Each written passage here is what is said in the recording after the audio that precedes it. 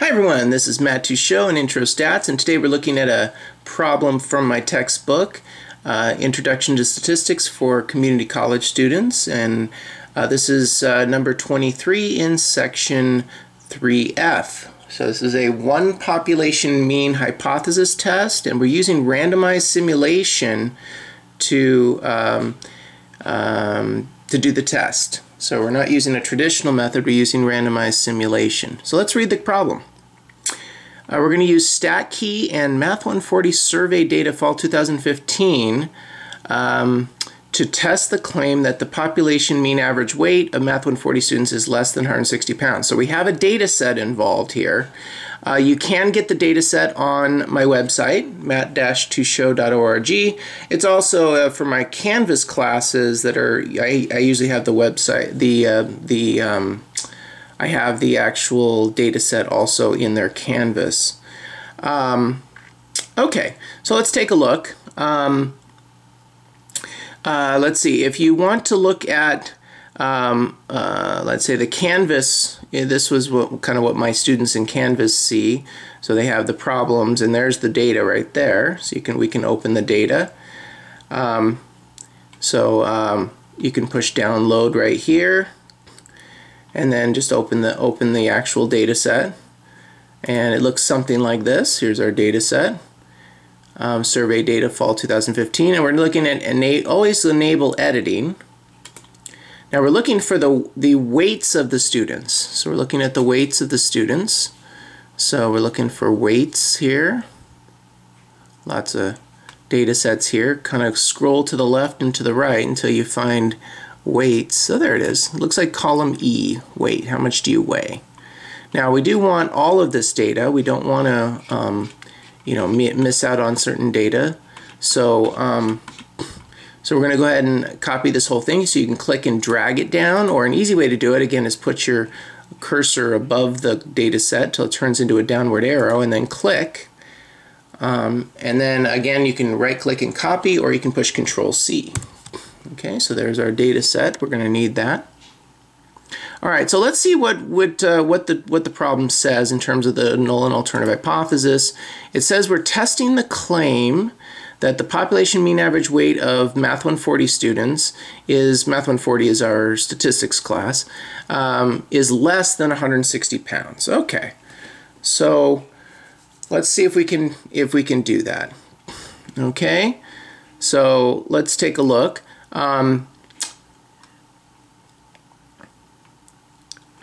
So let's see if we can do that as well. I'm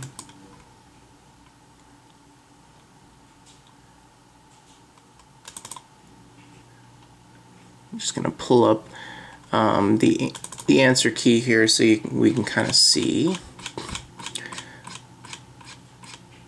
Okay, so what we see is, again, we start with writing down the claim. Now this was population mean average, so we need a mu here, is less than, remember, points to the left, 160 pounds. Notice again I put the letter on the left and the number on the right. It's easy to get it mixed up if you mess that up, so always put the letter on the left and the number on the right. And that's my claim. That's what they think is true, and they want me to kind of focus on. Now we need the opposite of the claim, or the opposing view. So if it's not less than 160 pounds, what is possible? So the opposite of less than is actually greater than or equal to, right? Greater than or equal to 160 pounds. Okay, so now if we kind of, again, remember, the symbol tells you which one is the HO and which one's the, the H0 and the HA. So the H0 is the one that has an equal to part. Well, this greater than or equal to has an equal to part, so that's got to be H0. Less than, which is the claim in this case, does not have an equal to part, so that's got to be HA. So we got mu is less than 160 would be HA, that's the claim, and then mu is greater than or equal to 160 could be the null, or you could just write equal to. Most stat teachers and stat students would write it just as equal to, even though greater than or equal to is okay if you want to write greater than or equal to. Again, this is a less than test, so again, less than looks like an arrow pointing to the left, so this is a left-tailed test. So it's a one population mean average test, and it's left tail. All right, so now what it says is, so we're going to put this data into stat key. So again, stat key is at lock5stat.com, and then you click the stat key button. And we're doing a randomized hypothesis test for a single mean. So it should go under randomized hypothesis test, and it says test for single mean. So we're going to click on that. Now I want to put in the null hypothesis and I want to put in the data. So the null hypothesis, remember, was 160 pounds. So I'm going to change the null hypothesis to 160. Remember, this is quantitative data. These are not percentages. Do not try to convert this into a proportion or a decimal or anything like that. In quantitative data, you put the number. So don't think of this. This is not a percentage. This is a pounds. So you just put in 160. Now I need to put in my data. Okay, so I'm going to click Edit Data. And what you want to do is delete out any data that's in there. An easy way to do that, I usually push Control A and then delete or backspace. Now I'm going to go ahead and we went back. Here was our weight data that I copied. You can recopy it if you need to. And then I'm going to go back here. Now I'm going to paste it in. So you can either right click and paste or Control V. Control V or paste. And there we go. Now the question is, does it have the title, right? Does it have a title? If it does have the title, then you're going to want to click this button that says data has a header row. Now if your title is gone, if you don't have a title, then you're going to uncheck that. Now does this data have an identifier? An identifier would be like a word next to every number telling you where that number came from, like which numbers came from female students or which numbers came from male students, or which numbers came from students at Canyon Country and which numbers came from students at Valencia campus. This doesn't have any identifiers. There's no word next to every number, so do not check the identifier box. This one did have a title, so I'm going to leave that checked, and I'm just going to push OK. And there's my data right there. We can see the shape of the data set is a little bit skewed right. We can see that the sample size is 335. It's 335 people. So does this pass the 30 or normal requirement? It does not pass the normal requirement. We can see it looks very skewed right. But does it pass the above 30? Definitely, right? Our sample size is 335, which is bigger than 30. So it does pass the assumption of 30 or normal. Remember, it has to be, the or is one of those two things has to be true. So this is a sample size bigger than 30. So even though this data was skewed right, the sampling distribution is still likely to look normal because our sample size is above 30. All right, so let's take a look now and make our simulation. So again, when you're making a simulation, you basically want to have the computer create thousands of random samples under the premise that the null hypothesis is true, under the premise that the population mean really is 160 in this case. So just generate 1,000 samples a few times. So we're going to do that, generate 1,000 samples. Notice the sampling distribution does look pretty normal. Okay, we talked about that. All right, now what was this? This is a left tail, right tail, or two-tailed test. Well, this was a left-tailed test, wasn't it? Left-tailed test, because we were looking for less than 160. Now, what was the actual significance level? Let's go back and look. What was the significance level? Says here, they want us to use a 5% significance level. So again, it's a left-tailed test with 5% significance level. So if I go back here, I want the percentage in the left tail to be 0.05. So in that upper box, I'm going to type in 0.05 because I want it to be significance level. Now this is going to tell you what samples are considered, what sample means are considered significant and what sample means are not considered significant. Notice again, we're using simulation, so we're actually not using the test statistic. We're actually just using the simulation to figure out if the sample data significantly disagrees. So we can see here that this number that I have in this simulation is 156.623. So that's where the left tail starts. So anything lower than that in the red, so 156, 155, 154, 153, 152 would all be considered significant. 158, 157, 159 would not be significant. So what was our real sample mean in this problem? Our real sample mean was this one over here, 154.998. Okay, so 154.998, which is about 155. So where is that? 155 on the number line is right here. So that is in the red. Notice that is in the left tail. 154.998 is definitely in the left tail, meaning it's significantly lower than the 160 in the null hypothesis. In fact, it's because it's in the tail, we know it's significant. Okay, so the sample mean, the real sample mean did fall in the left tail. By the way, again, do not be confused where it says randomized sample here. This is just a list of all the thousands of samples that we took. The real one is the one up here that says original sample. This is the one you're trying to see if it's in the tail or not. So it looks like it is in the tail since our left tail starts at 156. Now, again, with sampling variability, if you did this yourself, you may get a slightly different number than me. Remember, sampling variability, all random samples come out different. So you might get 156.5 or 156.6 or 156.3. You might get something slightly different than what I got in my simulation. They're all pretty close. Now, what about the p-value? The p-value is the probability of getting this sample statistic, the sample mean that we got up here, or more extreme. So what I want to do to get, this is not the p-value, by the way. The significance level is never the p-value, so don't confuse 0.05 significance level with, that's not a p-value. The p-value is the probability that corresponds to the sample data. So what I'm going to do is I'm going to put in 154.998 into this bottom box right here.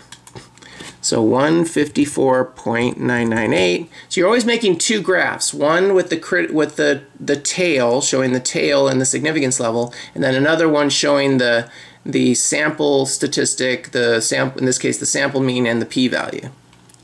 So I put that there, and there is my estimated p-value. Now again, answers will vary. My simulation won't be exactly as yours. You might get exactly 0, or you might get 0.01 or 0.008. You might get something slightly different than mine. Mine, I got 0.0073, which again, is that a low p-value? Is that lower than 5% or is that higher than 5%? Hopefully you said that's lower, right? 0.0073 is like 0.73%, so it's not even 1%. It's lower than 1%. So it's definitely lower than 5%. So we can see that this is a very significant p-value. Okay, let's go back to our answers here and finish this problem up. All right, so again, our so we went ahead and wrote in here's our tail. We found that our sample mean did fall in the tail, so it is significantly disagrees with the null hypothesis. We found that our p-value, I got 0.0073 in my p-value simulation. This one though has 0.011, so that would be 1.1%. Either way, it's still a lot lower than 5%.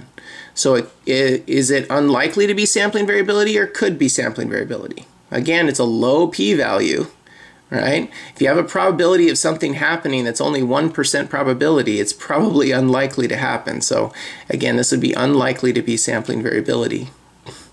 Again, we have a low p-value, so we're going to reject the null hypothesis.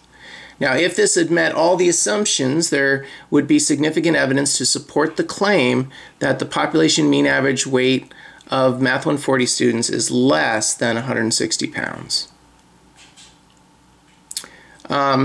Now, the one thing about this is that this may not have passed all the assumptions. The assumptions were random and independent for a randomized simulation. This actually did pass 30 or normal, so if we were testing, if we were using that, that assumption as well. Was it random, sample, or representative?